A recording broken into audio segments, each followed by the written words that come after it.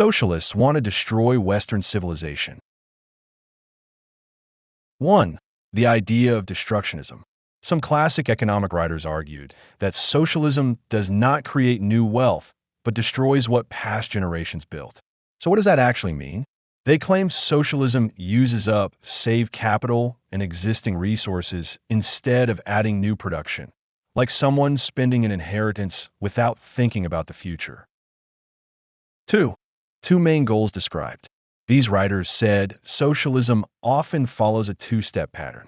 Tear down existing institutions such as private property, markets, and traditional social structures.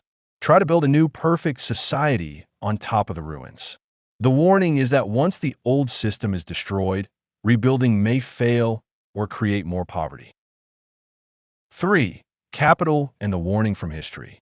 The argument is that only steady saving and investment, capital formation, can improve the lives of most people over time. Using up capital for short-term benefits weakens future generations. So what does that actually mean? If a country lives off past savings while attacking business and private property, it may seem rich for a while, then face crisis later. For examples often pointed to, supporters of this viewpoint to countries that once had strong private economies, then expanded state control and heavy welfare systems. They argue these places first lived off old wealth, then ran into high interest rates, inflation, or deep economic trouble.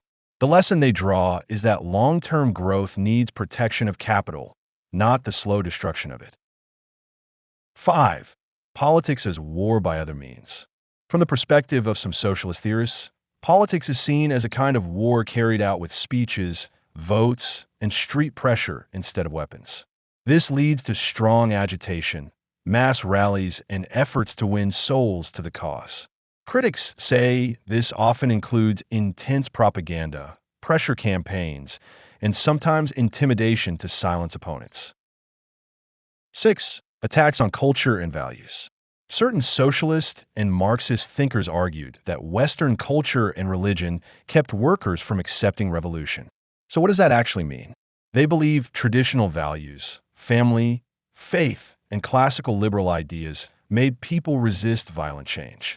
Their answer was a long march through the institutions, schools, media, churches, and entertainment to slowly reshape beliefs and weaken older traditions.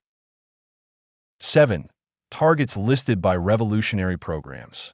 Documents like the famous 19th Century Manifesto called for abolition of private property, heavy progressive income taxes, abolition of inheritance rights, confiscation of property from political opponents, central control of credit and banking.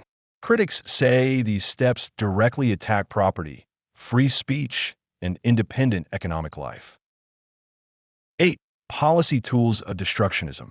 Writers in the early 20th century listed specific tools they believed were being used to weaken free economies. Labor laws that restrict hiring and firing, compulsory social insurance and unemployment systems that grow without limit, nationalization of industries, high and complex taxation, inflation that silently takes purchasing power. So what does that actually mean? The claim is that each measure, taken too far, slowly damages production and independence, even if it is sold as helping people. 9. Cultural Marxism and multiculturalism. Modern cultural Marxism shifts the main conflict from workers versus capitalists to oppressors versus oppressed.